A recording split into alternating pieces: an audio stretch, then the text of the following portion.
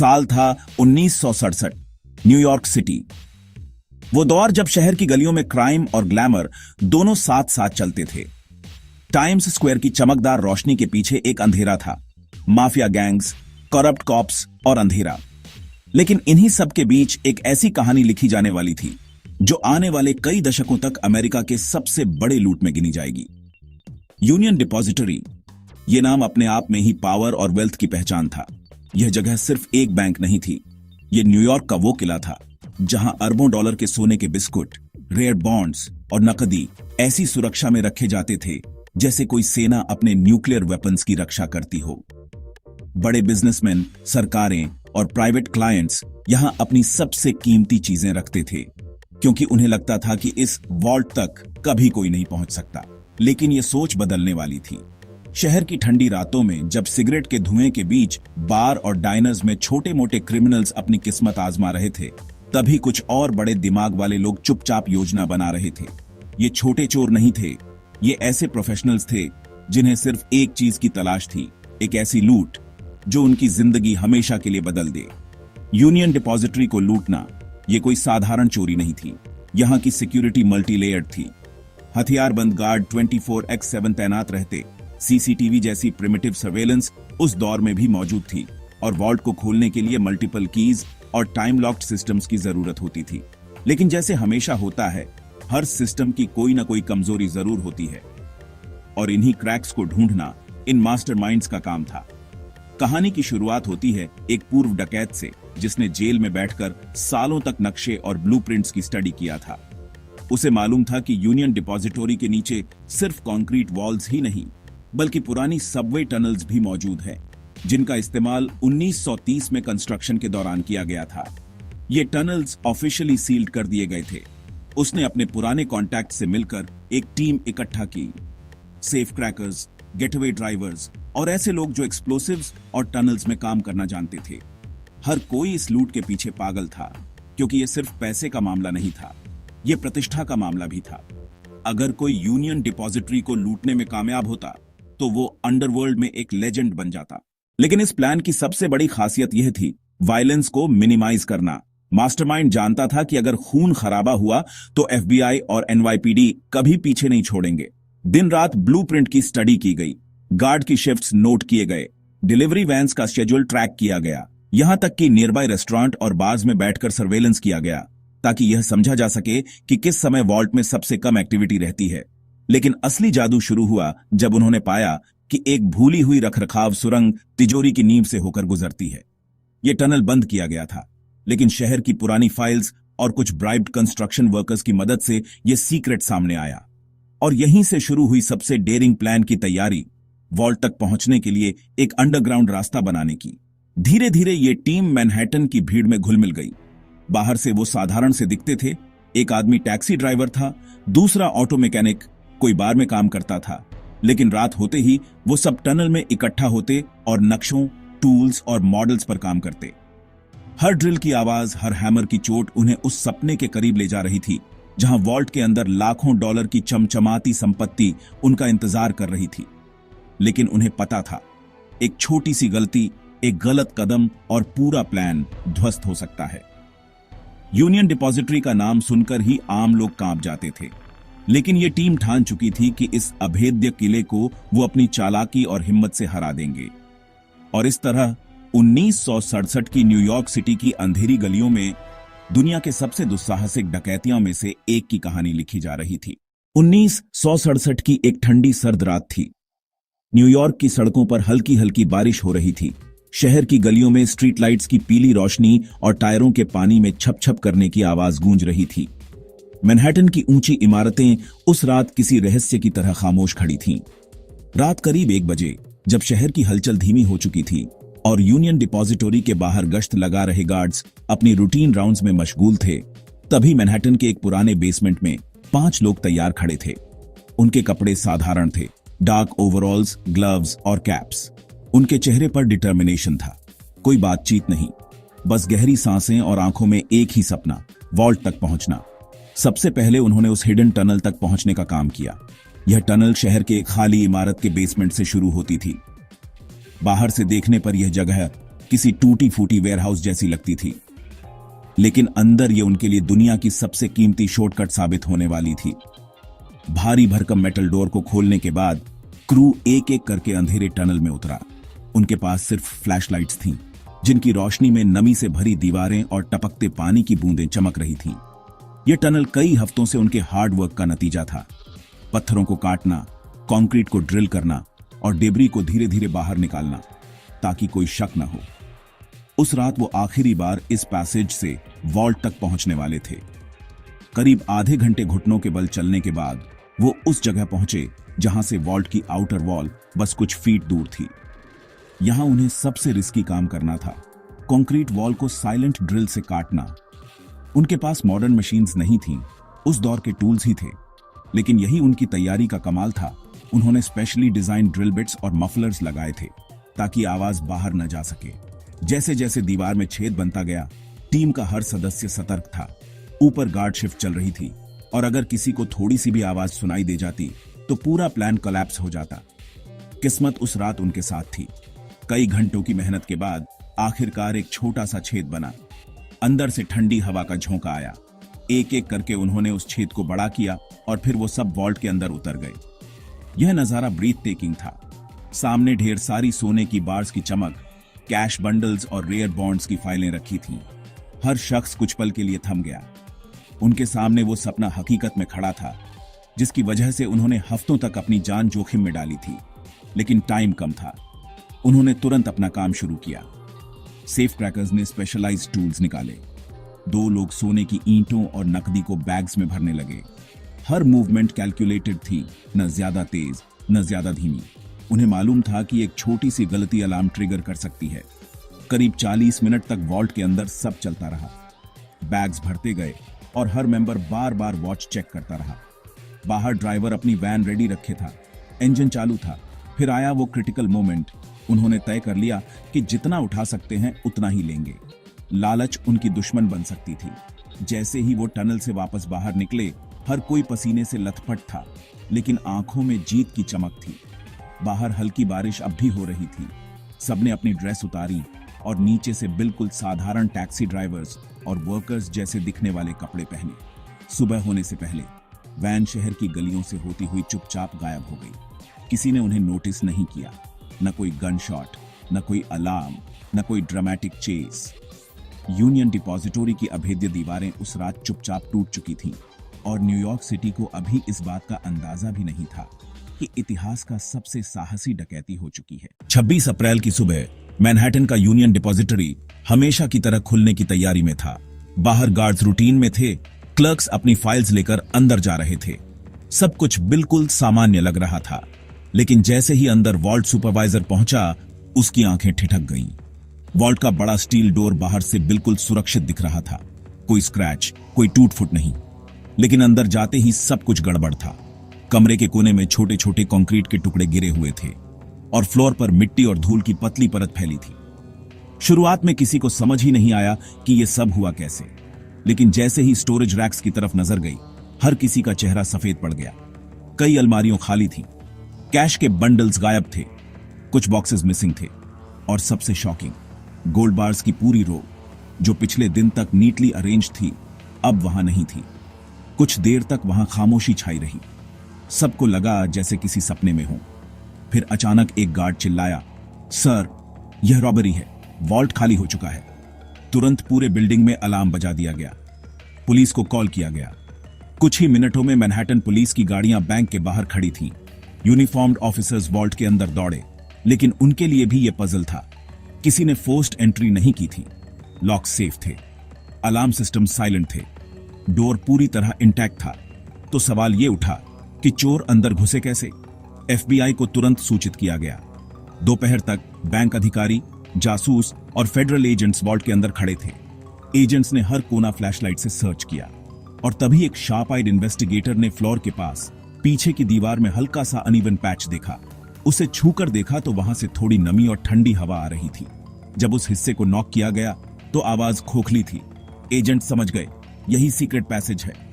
Tools लाए गए और दीवार का हिस्सा तोड़ा गया। पीछे से एक संकरी सुरंग खुली। यह देखकर हर कोई भौंचक था। एक बड़े सालीके से खोदी गई सुरंग तिजोरी से सीधे बाहर निकल रही थी। उसकी दीवारों पर ड्रिल मार्क्स थे, वुडन सपोर्ट्स लगे हुए थे और जगह जगह मिट्टी के छोटे छोटे बैग्स फेंके गए थे। यह किसी एमेटर का काम नहीं था। यह वर्क बिल्कुल प्रोफेशनल और परफेक्ट प्लान का नतीजा था। अगली बात ने सबको और शॉक में डाल दिया। रॉबरी क्लीन थी। न कोई फिंगरप्रिंट, न कोई शू प्रिंट, न कोई टूल छोड़ा गया, सिर्फ डैम्प मिट्टी। शाम तक यह खबर मीडिया तक पहुंच चुकी थी। अगले दिन हर अखबार की हेडलाइन थी, New York's Fort Knox breached, union depository robbed, millions missing. Reporters bank के बाहर खड़े थे। टीवी कैमरास नॉनस्टॉप कवरेज दे रहे थे। हर कोई यही पूछ रहा था, इतनी हाई सिक्योरिटी वॉल्ट में कोई बिना अलार्म बजाए कैसे घुस सकता है? पब्लिक इमेजिनेशन में यह रॉबरी किसी हॉलीवुड फिल्म जैसी थी। कोई शूटआउट नहीं, कोई ब्लडशेड नहीं, बस एक मास्टर स्ट्रोक। एजेंट्स ने सबसे पहले टनल की जांच शुरू की। ऑफिशियली बैंक ने सिर्फ इतना एडमिट किया कि करोड़ों चोरी हुए, लेकिन अंदरूनी लोग कानाफूसी कर रहे थे कि एक्चुअल अमाउंट कहीं ज्यादा था, शायद 40 से 50 मिलियन डॉलर्स तक। टनल मैनहट्टन के एक पुरानी, लगभग खली बिल्डिंग से शुरू होती थी। बिल्डिंग बाहर से बिल्कुल खली लगती थी, लेकिन जब एजेंट्स अंदर गए तो उन्हें पुराने गद्दे, खाने के डिब्बे और कुछ खुदाई के टूल्स के टूटे हुए भाग मिले। यह सब कुछ इंडिकेट कर रहा था कि चोर महीनों से वहीं रहते हुए टनल बना रहे थे, लेकिन किसी का कोई सुराग नहीं, ना फिंगरप्रिंट्स, ना आईडीज और ना कोई फोटोग्राफ, कुछ नहीं। ऐसा लग रहा था जैसे चोर अपने पीछे सारे सबूत मिटाकर चले गए हों। एफबीआई ने बैंक स्टाफ पर भी फोकस किया। दर्जनों एम्प्लॉइज इंटेरोगेट किए गए। गार्ड से लेकर क्लर्क्स तक सबकी बैकग्राउंड्स खंगाली गई। यह शक जरूर था कि इनसाइडर हेल्प मिली होगी, क्योंकि चोर को वॉल्ट के स्केड्यूल्स, अलार्म पैटर्न्स और गार्ड रोटेशंस की एग्जैक्ट जानकारी थी। लेकिन हर जांच के बाद भी कोई ठोस सबूत नहीं मिला। मीडिया अफवाहें बढ़ती जा रही थी। रिपोर्टर्स एफबीआई की प्रेस कॉन्फ्रेंसेस में टफ सवाल पूछ रहे थे, कितने पैसे चोरी हुए, क्या गोल्ड भी मिसिंग है, क्या यह माफिया का काम है? जैसे जैसे इन्वेस्टिगेशन आगे बढ़ी, कई थ्योरीज सामने आने लगी। कुछ लोगों ने कहा कि यह काम इटालियन माफिया का था। दूसरी तरफ कुछ एक्सपर्ट्स ने कहा कि यह काम फॉरेन ऑपरेटिव्स का हो सकता है। एक और रूमर यह भी था कि कुछ डिसग्रंटल्ड एक्स माइनर्स को हायर किया गया था। लेकिन हफ्ते महीनों में बदले और एफबीआई के हाथ खाली ही रहे। न सस्पेक्ट्स पकड़े गए, न चोरी हुआ कैश या गोल्ड बरामद हुआ। पब्लिक इमेजिनेशन में यह रॉबरी किसी हॉलीवुड फिल्म जैसी थी। यदि सच में 40-50 मिलियन डॉलर्स मिसिंग थे, तो यह उस एरा की सबसे बड़ी रॉबरी बन चुकी थी। हफ्ते महीनों में बदले और एफबीआई के हाथ खाली ही रहे। न सस्पेक्ट्स पकड़े गए, न चोरी हुआ कैश या गोल्ड बरामद हुआ। पब्लिक इमेजिनेशन में यह रॉबरी अब किसी क्राइम से ज्यादा एक लेजेंड बन चुकी थी। हर बार जब कोई बड़ी चोरी होती, लोग बातें आर करते, क्या ये यूनियन डिपॉजिटरी वाले ही गैंग हैं?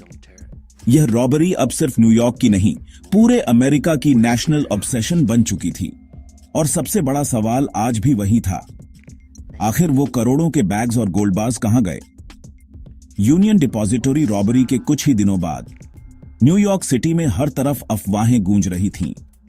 कॉफी शॉप्स, बार्स और न्यूज़पेपर कियोस्क्स पर लोग फुसफुसाते हुए एक ही सवाल पूछ रहे थे, यह काम किसने किया?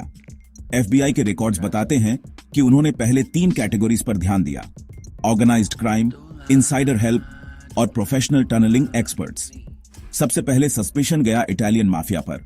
उस दौर में न्यूयॉर्क के हर बड़े शहर के कोने में माफिया फैमिलीज का असर था। गंबिनो और लुकेसे फैमिलीज के नाम सबसे ज्यादा लिए जा रहे थे। इन्वेस्टिगेटर्स मानते थे कि इतनी डेयरिंग और लार्ज स्केल हाइस्ट वही कर सकते थे। माफिया के पास रिसोर्सेज थे, मैन पावर, पैसा और पॉलिटिकल कवर। लेकिन एफबीआई के पास एक प्रॉब्लम थी। माफिया को ट्रेडिशनली क्विक कैश और एक्सटॉर्शन में इंटरेस्ट था। यूनियन डिपॉजिटरी जैसी टेक्निकली कम्प्लेक्स और महीनों लंबी योजना वाली हाइस्ट उनके यूजुअल स्टाइल से बाहर थी। दूसरा शक गया बैंक के अंदरूनी लोगों पर। एफबीआई ने लगभग हर सीनियर स्टाफ और गार्ड से इंटेरोगेशन किया।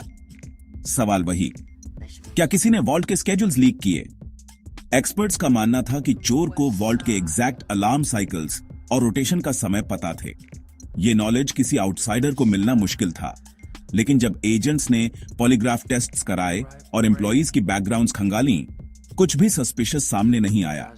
एम्प्लॉइज में से कोई भी अचानक अमीर नहीं बना, न ही किसी पर माफिया लिंक्स का शक हुआ। तीसरी थ्योरी ने और इंट्रिग पैदा किया। कुछ इंजीनियर्स ने कहा कि टनल जिस प्रिसीजन से बनाई गई थी उससे साफ था कि इसमें माइनिंग एक्सपर्ट्स शामिल थे। मैनहट्टन के अंडरग्राउंड कंस्ट्रक्शन प्रोजेक्ट्स में काम करने वाले माइनर्स और डिगर्स की लिस्ट तैयार की गई, लेकिन वहां भी एफबीआई को कोई सॉलिड लीड नहीं मिली। इसी दौरान न्यूज़पेपर्स और टीवी चैनल्स ने भी अपनी खुद की सस्पेक्ट्स लिस्ट्स पब्लिश करनी शुरू कर दी। एक अखबार ने लिखा कि यह काम एक्स मिलिट्री कमांडोज का हो सकता है, जिन्हें वियतनाम वॉर के दौरान गेरिला टैक्टिक्स और इंजीनियरिंग का अनुभव था। किसी ने इसे कोल्ड वॉर से जोड़ दिया कि यह हाइस्ट दरअसल सोवियत यूनियन का कोवर्ट ऑपरेशन था, ताकि अमेरिकन इकोनॉमी को शर्मिंदा किया जा सके। रूमर्स और भी वाइल्ड होते गए। एक बार तो मीडिया में यह खबर भी छपी कि कुछ गोल्ड बार्स सीक्रेटली यूरोप भेज दिए गए हैं और स्विट्जरलैंड के बैंक्स में जमा कराए गए हैं। एफबीआई ने इंटरपोल को अलर्ट भी किया, लेकिन कोई एविडेंस नहीं मिला। पब्लिक इमेजिनेशन ने इस रॉबरी को रॉबिन हुड स्टाइल लेजेंड बना दिया। कुछ लोगों का मानना था कि चोरों ने पैसा लेकर गरीबों की मदद की। वक्त के साथ यह केस एक डार्क मिस्ट्री में बदल गया। चोरों का न तो कोई फिंगरप्रिंट छूटा, न चश्मदीद गवाह का कोई बयान था। पुलिस स्केचेस, टिप ऑफ्स और अंतहीन पूछताछ के बाद भी एफबीआई संदिग्ध तक नहीं पहुंच पाई। हर थ्योरी का अंत वहीं जाकर रुक जाता, ठोस सबूत कहीं नहीं। यूनियन डिपॉजिटरी रॉबरी धीरे धीरे एक पुलिस केस से निकलकर एक मिथ बनने लगा। साल गुजरते गए, लेकिन जैसे जैसे मामला ठंडा होता गया, उसकी कहानी और ज्यादा चमकदार होती चली गई। न्यूयॉर्क की गलियों में इसे लेकर तरह तरह की कहानियां बनने लगी। सबवे के प्लेटफॉर्म पर खड़े बुजुर्ग लोग कहते, बेटा, वो सोना अभी भी कहीं मैनहट्टन की जमीन के नीचे दबा है।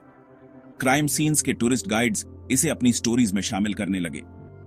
धीरे धीरे यूनियन डिपॉजिटरी रॉबरी एक तरह का अर्बन लेजेंड बन गई।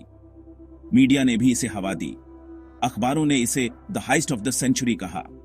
मैगजीन्स ने ग्लॉसी कवर्स पर सवाल उठाए, वेयर इज द गोल्ड? हर साल एनिवर्सरी पर न्यूज़पेपर्स फिर से उस रात की कहानी छापते।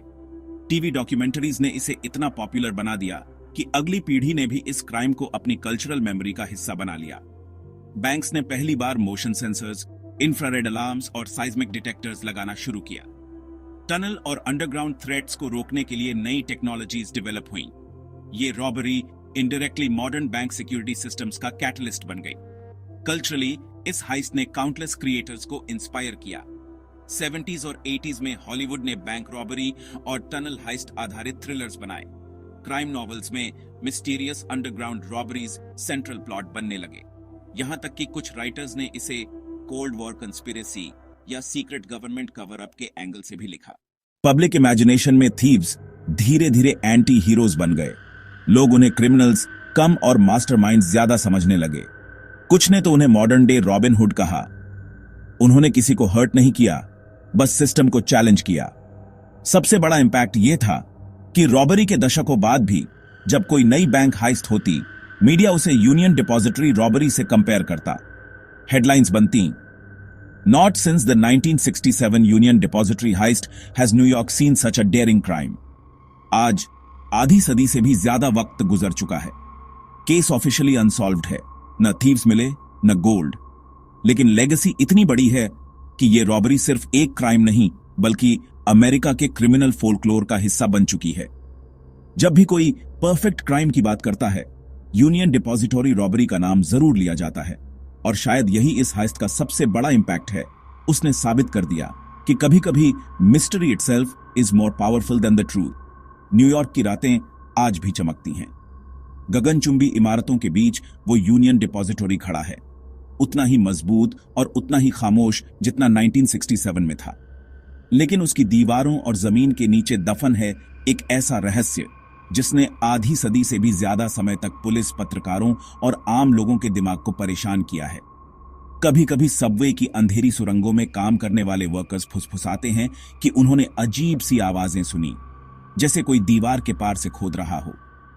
ब्रॉन्क्स की पुरानी गलियों में अब भी बुजुर्ग कहते हैं, सोना कहीं यहीं दबा है। एफबीआई की फाइलों में यह केस अनसॉल्व्ड लिखा हुआ है। मोटिव, मेथड और मास्टरमाइंड सब थ्योरीज बने, लेकिन सच उतना ही गायब है जितना वो $50 मिलियन का सोना। शायद थीव्स उस रात भागते हुए गलियों में गुम हो गए और नई आइडेंटिटीज के साथ लग्जरी लाइफ जी। शायद किसी ने बिट्रे किया और सोना नदी की गहराइयों में डुबा दिया, या फिर वो सोना अब भी मैनहट्टन की किसी सुरंग में छिपा है इंतजार कर रहा है कि कोई उसे खोज निकाले।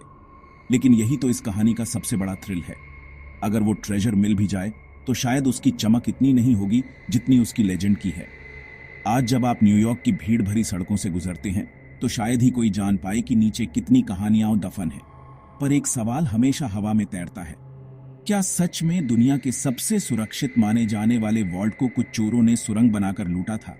और अगर हां, तो उनका राज कहां गया? यूनियन डिपॉजिटरी रॉबरी सिर्फ एक हाइस्ट नहीं था, वो एक ऐसा सिनेमैटिक चैप्टर था जिसने क्राइम हिस्ट्री को हमेशा के लिए बदल दिया। और आज भी जब कोई ये सुनता है कि the perfect crime doesn't exist, तो उनके दिमाग में सिर्फ एक नाम गूंजता है, द यूनियन डिपॉजिटरी रॉबरी 1967।